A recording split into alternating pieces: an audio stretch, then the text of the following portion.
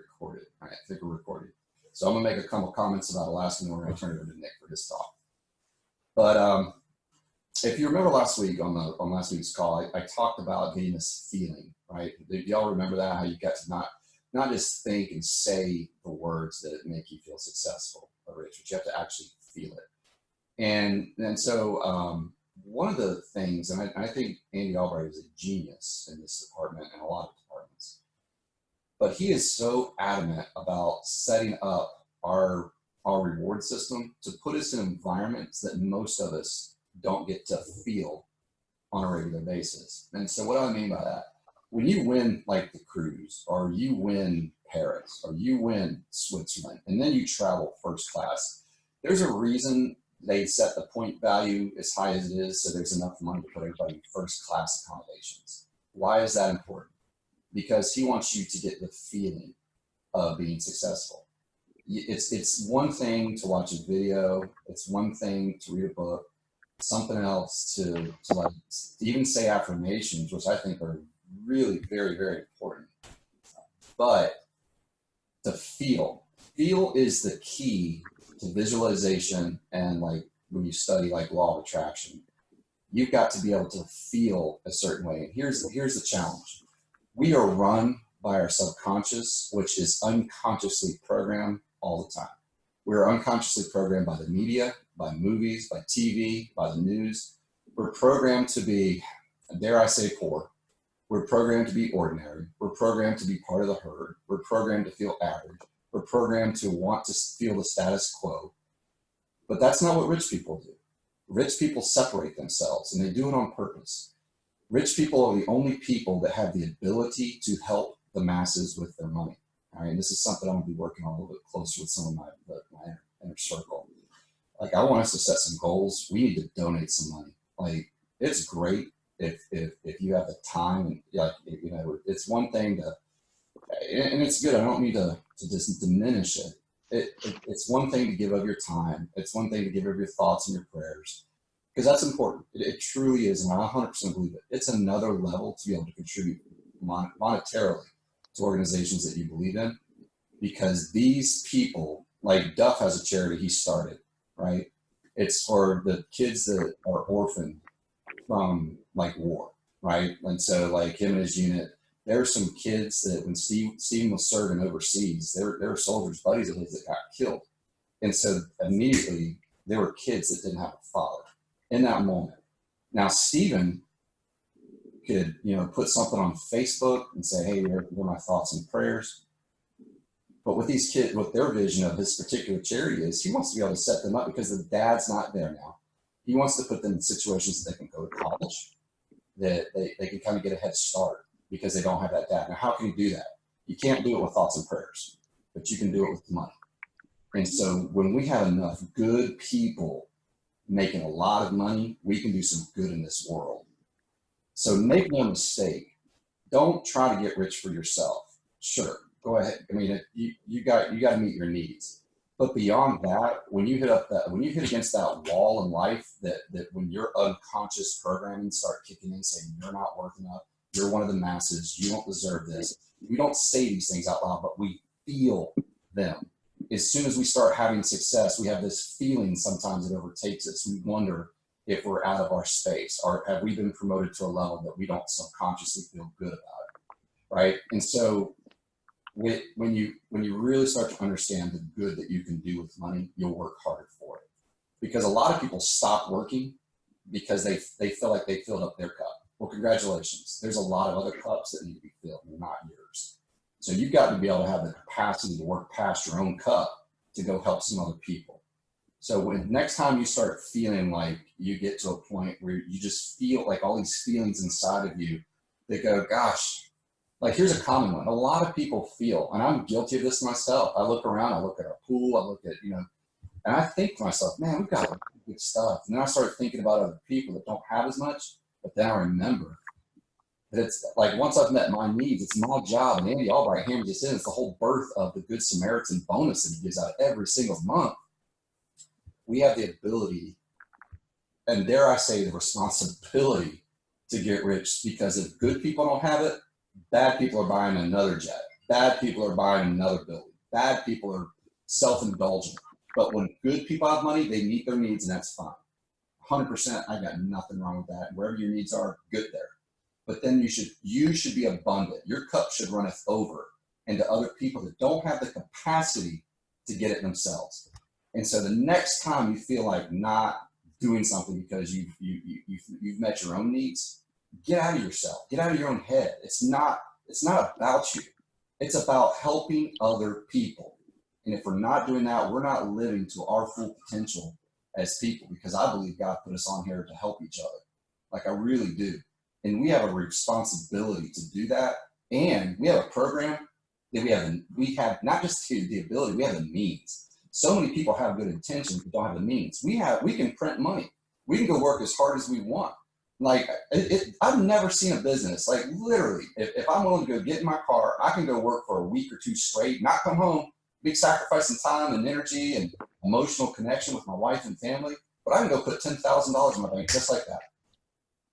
Not people with regular jobs can't do that. They don't have the ability. They don't have the means.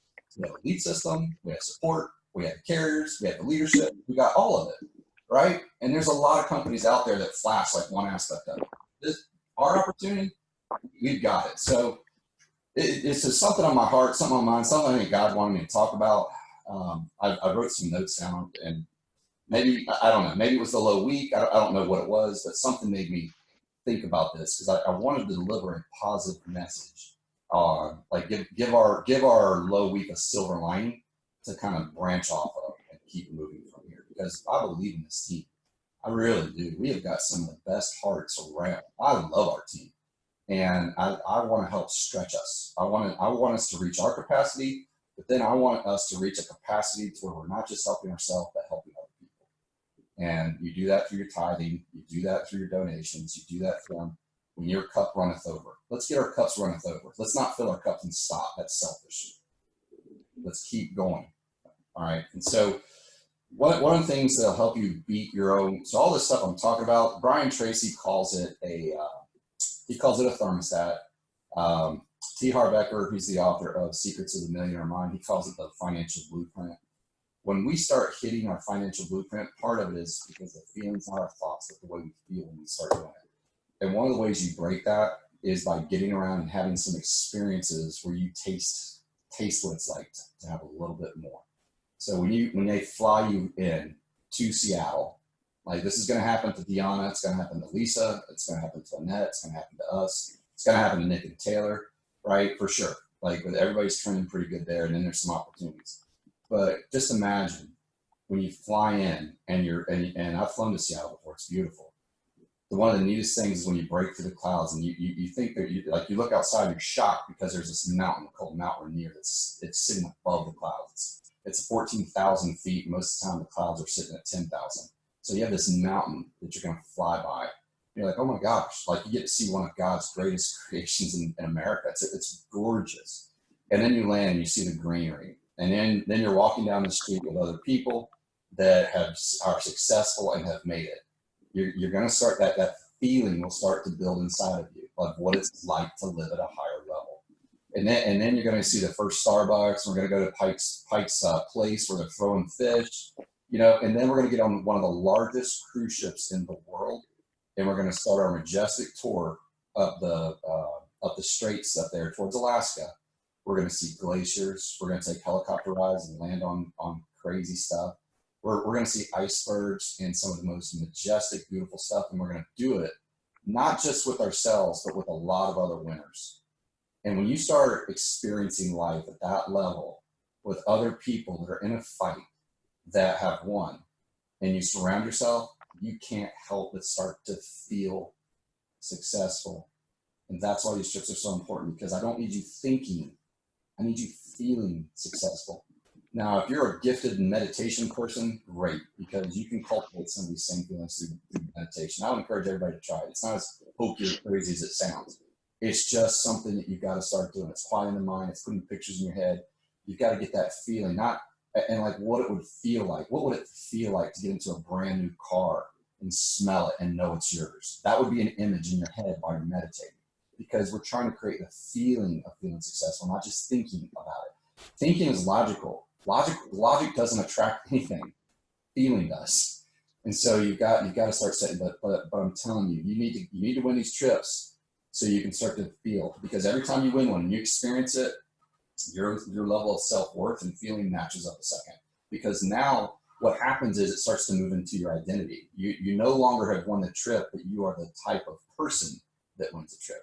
You are the type of person that travels first class.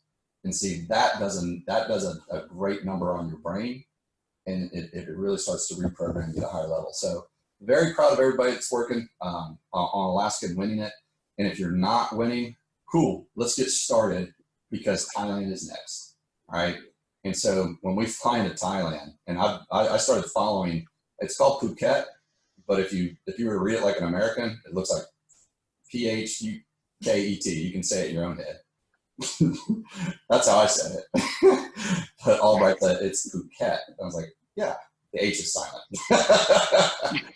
But I started following on Instagram just so I could start feeling what it's going to be like when we all travel there together as a team, and we go somewhere that leads to crazy places. So I need you guys feeling like it, and that's kind of my message for this week is like get into environments. And all right, so I'm done. I want to hear from Nick. Nick is prepared to talk. I believe his topic was the power of a mentor and the power of being teachable. Is that correct? Do I have that right, Nick? Yeah, we're on the same page. All right, good deal. All right, well, so good news, we can hear you. All right, man. So Nick, I'm going to make you the spotlight video, and I want you to take it away, my friend. So hang on one second. All right, Nick Griffin, everybody. I feel like there's like 3,000 people. There are. Hey, I like you feeling like that. That's good. That's a good feeling. Feeling visualization. I love it. But something that always helps me whenever Chris puts me in these uncomfortable situations that I need to get comfortable in is learning the art of gratitude, acceptance, and forgiveness. So I feel like gratitude is the most important thing, just being grateful for where you're at, the mentorship and the coaching that got us here. So I wonder, like, what is a mentor and what is being teachable? They're pretty similar, but they're different. So there's going to be some things that contradict on one side. For example, a mentor, what they do is they set your emotional thermostat, not thermometer. So this is good already. The emotional thermostat is what your mentor sets for you. They keep because a thermostat controls its surroundings. Outside factors can't control a thermostat. They turn you into a thermostat, not a thermometer. A thermometer is what gets tampered with due to outstanding conditions. Does that make sense? So a mentor sets us straight, make sure we're in the right path. But when you're finding a mentor, you have to look around, like, who do I want to follow? And the best way to find that example, and it's something that I did personally, is when I started following Chris, I just turned the sound off. What you do is when you stop listening to what people say and you start watching what people do, that's when you can tell their true character and who they are. When I saw the father Chris was, the husband Chris was, and the businessman Chris was, that's when I was like, oh, that's what did it for me. All the accomplishments were great. Everything that I was told was great as well. But when you see it for yourself, that's when you can make a decision within you as to who you want to follow and what to determine. So another thing, like when people get started in this business, they sit back a little bit and they're like, well, Chris just, he's not mentoring me as closely as I want him to. So the thing about mentorship is you don't just get it. You have to go get it. You have to earn it. If you're not on every call, if you're not in there making the dials, if you're not doing the do, why would somebody ever want to mentor you closely if you're not going to be a good example? So what a mentor looks for when they're about to teach a mentee is, are they an example of themselves? For example, I know when I started, I'm pretty sure me and Chris had similar excitement levels and dedication levels to where we wanted to go when we started. So when I came in contact with Chris and started getting mentored a little bit, he saw himself as a younger version of me, if that makes sense. So if you're not duplicating or edifying a mentor, what makes you feel like you should be mentored? As far as being teachable, whew, that's a scary one. Nobody likes that nowadays. But this business has a lot of ups and downs, y'all. The most powerful thing you could do is change your state when failure comes. Instead of reaping and feeling bad for yourself when something happens, I want you to ask 2 questions. What can I learn from this? And what's great is about to happen from this? That will change your state and put you in an empowerment state rather than a victim state when failure does hit, because it will come. That's right, y'all. So a lot of times in this business too, and Chris, we talk about this a lot, is not everything makes sense. Sometimes you honestly just have to have that deep down conviction that it's going to work. And I don't know you guys' faith. I know I believe in God. I don't know if you believe in Buddha, the wall, whatever you believe in, you just have to have some sort of faith that you might be being guided. There's a higher power that's guiding you towards where you need to go, and they're putting you through situations you need to go to be the person that you're supposed to be. So one thing, and Andy Riddle is a great mentor for our whole group, and one thing that he does that is so easy to duplicate is he gets wide. So people say, like, what is getting wide? Well, in our business, it's expanding your group, but it's also, you have to get wide with yourself. You have to stretch your capacity. You have to read more. You have to get uncomfortable. You have to get more comfortable in previously uncomfortable situations. And that's how you get wide. The wider you get, the more you grow. And the wider you make your business, the more it grows. So we have to start getting wide in all aspects of our life. And I say that to say this. Take the emotion out of it and sit back and define reality. When you discover an issue, write it out. See if it's actually what you're doing wrong, or if it's, because a lot of times people say, oh man, I'm just not writing business. Oh man, it's the county. Oh man, it's the leads. But what if you wrote out how many dollars you made and it's under 100? What if you made out all the basics what if you wrote out all the basics you didn't do in the home? What if you wrote out all the hours you watched on television, some Criminal Minds, rather than watching home tutorials, or rather than studying your products or working on your phone script? What if you really sat back and put the facts on a sheet of paper and examined it? Do you think that you would, like, if you did all that, do you think that, and it's different for everybody, do you think that you're being teachable? Being teachable isn't about lying and making up emotions like I worked hard. Being teachable is about being open to change and being true with the person who's teaching you, which is your mentor. So one thing you have to be crystal clear with your mentor is, what are you willing to do to get what you want? And what are you not willing to do to get what you want? A mentor will never know how to guide you correctly if they don't know what you're willing to do or what you're not willing to do. I know for me, I'm willing to put in as many dollars as I can to make it, but I'm not willing to do it unethically and burn relationships that mean a lot to me to get to where I want to go. So you have to discover that within yourself. But the best way to really raise your thermostat, and I'll end on this, is what you focus on in life expands. So if you focus, what a mentor did, and Chris did this for me especially, is he helped me focus positive energy into my future rather than negative. So if you focus on the negative, your negative aspects, all your failures are going to expand. If you focus on the positive, and if you begin with the end in mind, like, oh, what is this going to teach me when I get through it? That is going to make you such a bigger person, way more positive, way more influential. It's going to blow your business up like crazy. But that's about it, guys. Mentorship, leadership, and being teachable all ties into one another.